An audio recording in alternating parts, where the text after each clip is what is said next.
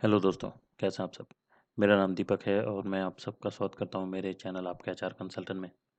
दोस्तों, आज के इस वीडियो में हम लोग बात करेंगे कुछ ऐसे कॉमन इश्यूज़ की जो हर एक एम्प्लॉय जो है कंपनी में फेस करता है और जानेंगे कि इन इश्यूज़ को जो है कैसे फिक्स किया जा सकता है।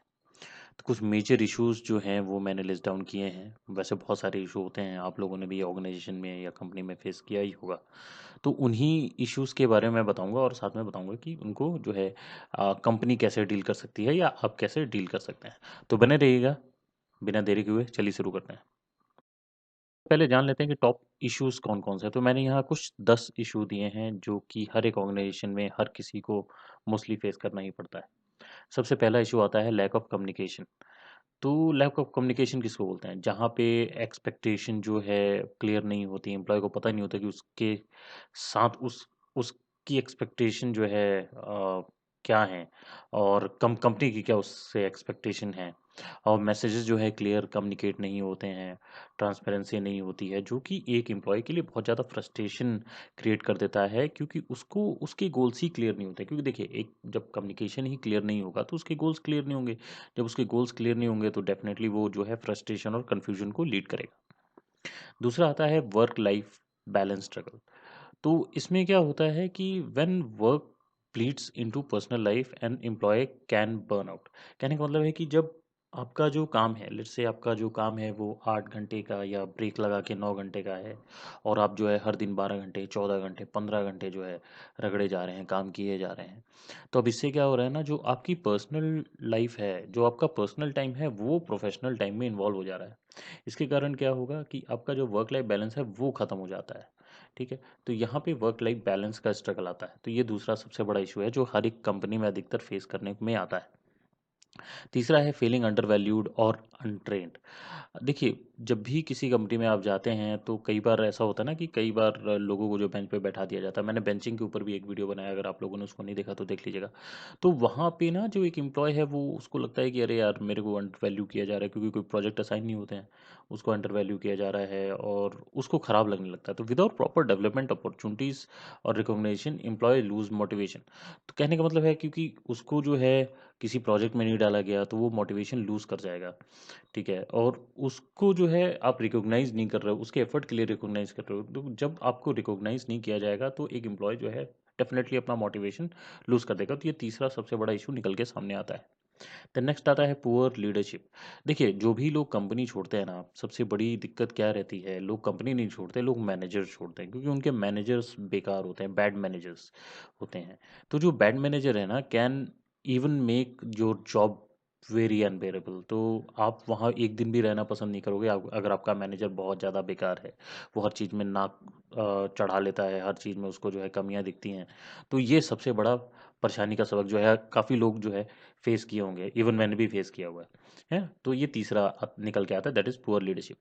देन नेक्स्ट आता है लिमिटेड ग्रोथ अपॉर्चुनिटीज़। अगर किसी भी कंपनी में आप जा रहे हैं तो आप क्या सोच के जाएँगे? आप ये सोच के जाएँगे ना कि वहाँ पे ग्रोथ अपॉर्चुनिटी अच्छी होगी, मैं जो है सालों-साल वहाँ काम करूँगा, मैं अपना एफर्ट दूँगा, मुझे रिकॉग्निशन मिलेगा, मुझे प्रमोशन मिलेगा, मेरी सैलरी बढ़ेगी। आदमी यही सोच के जाता है। लेकिन अगर वहाँ पे आपकी ग्रोथ ही स्टैग्नेट हो जाए या ग्रोथ ही आपको ना मिले, एक समय के बाद आपको जो है ग्रोथ मिलना ही बंद हो जाए, स्टैग्नेशन आ जाए, तब क्या होगा? तब जो है डेफ़िनेटली जो एक एम्प्लॉयी है, वो सोचेगा कि यार छोड़ते हैं, दूसरी कंपनी में चलते हैं। तो ये अगला पॉइंट निकल के आता है जो कि लिमिटेड ग्रोथ अपॉर्च्युनिटीज़ है। देख नेक्स्ट आता है इनसफिशिएंट रिसोर्सेज। अब इनसफिशिएंट रिसोर्सेज से मेरा मतलब है कि कोई कंपनी जो है किसी पर्सन को हायर करती है, एक अच्छे लेवल पे हायर करती है, लेकिन उस लेवल पे हायर करने के लिए उनके पास वो टूल्स, वो टेक्नोलॉजी अवेलेबल नहीं है जिसका यूज़ करके वो एम्प्लॉय काम कर सके। तो अगर वहाँ पे इनसफिशिएंट रिसोर्सेज है तो डेफिनेटली जो है एक बहुत ही ज़्यादा डिमोरलाइजिंग बात हो जाती है एक एम्प्लॉय के लिए। देन नेक्स्ट आता है toxic work place culture. Toxic work place culture का मेरा मतलब है कि वहाँ पे जो इन्वायरमेंट है, जो वर्क इन्वायरमेंट है, वो बहुत ही ख़राब है, बहुत ही अनवेलकमिंग इन्वायरमेंट है और लोग वहाँ काम करना पसंद नहीं करते हैं। बहुत ही जो है कहा-सुनी होती है, कभी जो है मैनेजर से हो जाती है, कभी टीम लीडर से हो जाती है, कभी किसी से हो जाती है और वर्क प्लेस इन्वायरमेंट सही नहीं है। तो ये एक बहुत ही बड़ा इश्यू निकल के आता है सामने। अगला आता है अनफेयर कंपनसेशन एंड बेनिफिट। कई बार जो होता है ना कि आप एक ही प्रोफाइल में काम कर रहे हो, आप और आपका दोस्त, लेकिन आपके दोस्त को जो है ज़्यादा पेमेंट मिलती है, आपको कम मिलती है, तो ये बहुत ही ज़्यादा चुभता है किसी भी एम्प्लॉय को। तो अनफेयर कंपनसेशन और बेनिफिट ना बहुत ही ज़्यादा एम्प्लॉयज़ को जॉब छोड़ने पे मजबूर करता है। तो ये एक अगला पॉइंट निकल के सामने आता है दोस्तों। देन नेक्स्ट पॉइंट निकल के आता है वो है माइक्रो मैनेजमेंट। माइक्रो मैनेजमेंट से तो हालाँकि सभी वाकिफ़ होंगे, कहीं न कहीं अपने करियर में सभी लोग जो है माइक्रो मैनेजमेंट को फेस किए होंगे और माइक्रो मैनेजमेंट सही चीज़ नहीं होती है। अगर किसी कंपनी या कोई कंपनी जो है माइक्रो मैनेजमेंट करती है तो डेफ़िनेटली जो है वहाँ के एम्प्लॉयी छोड़ के जाना पसंद करते हैं। देन नेक्स्ट आता है फीलिंग डिस्कनेक्टेड, जो कि लास्ट इशू निकल के आता है सामने। वो ये है कि इन रिमोट और large work place employ can feel isolated. बहुत ज़्यादा क्या होता है, अगर लेट्स से आप रिमोट काम कर रहे हो, कई लोगों को रिमोट वर्किंग पसंद आती है, कईयों को नहीं आती। जिनको पसंद नहीं आती वो लोग जो है काफ़ी ज़्यादा डिस्कनेक्टेड फील करते हैं। जो लोग काफ़ी ज़्यादा एक्सट्रोवर्ट नेचर के होते हैं उनको लोगों से घुलना मिलना पसंद होता है, बड़े ऑर्गेनाइजेशन में बहुत सारे लोगों के साथ काम करना पसंद होता है। तो उनके लिए सबसे बड़ी परेशानी रहती है अगर उनको रिमोट काम करने को दे दिया जाए। तो फीलिंग डिस्कनेक्टेड भी एक काफ़ी ज़्यादा बड़ा इशू निकल के सामने आया है दोस्तों। तो ये तो जो मैंने आपको इश्यूज़ के बारे में बताया, ये टॉप 10 इश्यूज़ थे। तो अब इन इश्यूज़ का रेज़ोल्यूशन कैसे होगा, क्या सॉल्यूशन है इसके बारे में हम अगले स्लाइड में जानते हैं। यहाँ पे सॉल्यूशन मैंने मेंशन किया, तो सबसे पहला है लैक ऑफ कम्युनिकेशन। जहाँ पे लैक ऑफ कम्युनिकेशन है वहाँ पे क्या करना चाहिए कंपनी को, वहाँ पे सबसे पहली चीज़ करनी चाहिए रेगुलर टीम मीटिंग्स कंपनी को करवानी चाहिए। क्लियर कम्युनिकेशन जो है चैनल रखना चाहिए कि अगर आपको कोई परेशानी होती है या तो आप अपने मैनेजर के पास जाएँ, टीम लीडर के पास जाएँ, ना हो सके तो आप एचआर के पास आ जाएँ। तो एक क्लियर कम्युनिकेशन चैनल रखना चाहिए। देन ओपन डोर पॉलिसी एक होती है जो कि कंपनीज़ में, अधिकतर कंपनीज में होती है, तो उसको रखना बहुत ज़रूरी है, क्योंकि ओपन डोर पॉलिसी होगी तभी जो है एम्प्लॉय बेझिझक अपने मैनेजर या अपने टीम लीडर या सीनियर अथॉरिटीज़ के पास अपनी प्रॉब्लम लेके जा सकता है। ये पहली चीज़ है। दूसरा, वर्क लाइफ बैलेंस स्ट्रगल को कैसे किया जाए हैंडल। वर्क लाइफ बैलेंस को हैंडल करने का तरीका जो है वो है फ्लेक्सिबल वर्क अरेंजमेंट है। अगर फ्लेक्सिबल वर्क एनवायरनमेंट एक एम्प्लॉय को दिया जाता है, ब्रेक को इनकरेज किया जाता है और उसके ओवर टाइम को ज़्यादा नहीं बढ़ाया जाता है, तो अगर ऐसा किया जाएगा तो डेफिनेटली जो है एक एम्प्लॉय आराम से कंपनी में काम करना पसंद करेगा, क्योंकि कोई भी नहीं चाहता कि वो जो है ज़रूरत से ज़्यादा, जो उसका जो टाइमिंग है, वर्क टाइमिंग है, उससे ज़्यादा काम करे। हर बार कोई नहीं करना पसंद करेगा, कभी-कभार की बात अलग होती है, हर बार कोई नहीं करना पसंद करेगा। तो यहाँ पे जो है फ्लेक्सिबल वर्क अरेंजमेंट्स होना ज़रूरी है और ब्रेक्स जो है उन लोगों को ब्रेक भी देना चाहिए। हमारे देश में सबसे बड़ी विडंबना ये हो जाती है, लोगों को अगर छुट्टी लेनी तो वो बहुत ही ज़्यादा सेल्फ कॉन्शियस हो जाते हैं, अरे यार मैं छुट्टी माँगूँगा तो मेरे को क्या बोलेंगे? ऐसा बिल्कुल मत सोचिए, आपके पास छुट्टियाँ पड़ी हैं, आपकी छुट्टियाँ हैं वो, आपको लेना चाहिए वो छुट्टियाँ, तो बिल्कुल आप डेफ़िनेटली वो छुट्टियाँ ले सकते हैं और उसके ऊपर आपको कोई क्वेश्चन नहीं कर सकता है। ठीक है? तो ये दूसरा सॉल्यूशन है।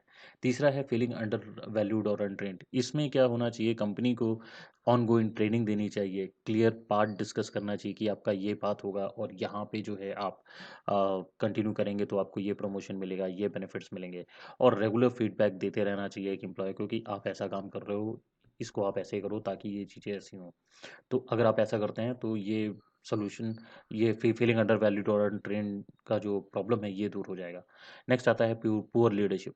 पुअर लीडरशिप में सबसे बड़ी परेशानी, जैसे मैंने बताया, मैनेजर्स होते हैं। तो मैनेजर्स, जो बैड मैनेजर्स हैं, उनके लिए क्या करना चाहिए, उनके लिए जो है लीडरशिप ट्रेनिंग में इन्वेस्ट करना ज़रूरी है। लीडरशिप ट्रेनिंग में आप इन्वेस्ट करेंगे और उसके बाद जो है एनोनिमस एम्प्लॉयज़ सर्वे किया जा सकता है और जो मैनेजर्स हैं उनको अकाउंटेबल रखना है कि वो क्या कर रहे हैं, वो अपने एम्प्लॉयज़ को कैसे ट्रीट करते हैं, क्या कैसे पॉजिटिव वर्क एनवायरनमेंट क्रिएट करते हैं, उन सब का जो है रिस्पॉन्सिबिलिटी मैनेजर्स के ऊपर होना चाहिए। तभी जो है मैनेजमेंट जो लीडरशिप है एक मैनेजर की, वो सुधरेगी दोस्तों। देन नेक्स्ट है लिमिटेड ग्रोथ अपॉर्चुनिटीज़ में क्या करना चाहिए। जो स्किल डेवलपमेंट प्रोग्राम है कंपनीज़ में, उसको ज़्यादा मोटिवेशन देना चाहिए, उसको ज़्यादा प्रमोट किया जाना चाहिए ताकि वहाँ पे ज़्यादा से ज़्यादा लोग सीख सकें। मेंटरशिप प्रोग्राम होने चाहिए, अगर कोई अच्छा हायर पोजीशन पे है तो वो जो जूनियर एम्प्लॉय है उसको मेंटर कर सकता है और उसको सिखा सकता है। देन इंटरनल जॉब पोस्टिंग के बारे में मैंने पहले वीडियो में बताया, तो इंटरनल जॉब पोस्टिंग भी क्रिएट की जानी चाहिए ताकि जो है इंटरनली आदमी प्रमोट होकर दूसरी टीम में भी जा सके। देन नेक्स्ट आता है insufficient resource. Insufficient resource simple है सॉल्यूशन, उसका जिस टेक्नोलॉजी में कोई बंदा हायर हुआ है उस टेक्नोलॉजी को कंपनी को पैसे इन्वेस्ट करके या वो सप्लाई क्रिएट करके जो है वो लाके उस एम्प्लॉय को देना चाहिए ताकि जो है रिसोर्स की कमी ना हो, काम में कोई परेशानी ना आए उस एम्प्लॉय को। नेक्स्ट है toxic work culture. Toxic work culture को क्लियर करने के लिए एक एंटी हैरेसमेंट पॉलिसी का बनाना बहुत ज़रूरी है। और ओपन कम्युनिकेशन चैनल, जैसे कि मैंने ऊपर वाले पॉइंट में बताया, ओपन कम्युनिकेशन चैनल होना चाहिए ताकि जो नेगेटिविटी कंपनी में फैली है उसको दूर किया जा सके। देन नेक्स्ट आता है अनफेयर कंपनसेशन और बेनिफिट। अनफेयर कंपनसेशन और बेनिफिट में सबसे बड़ी चीज़ ये होती है कि जो एम्प्लॉय है उसको कॉम्पिटिटिव रहना बहुत ज़रूरी है।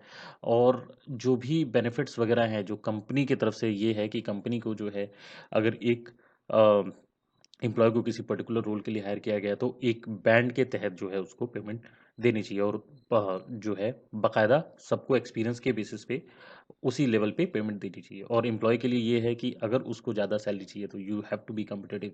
आपको नई चीज़ें सीखनी पड़ेंगी और नई चीज़ें सीखने के बाद जो है आपकी सैलरी ऑटोमेटिकली बढ़ जाएगी।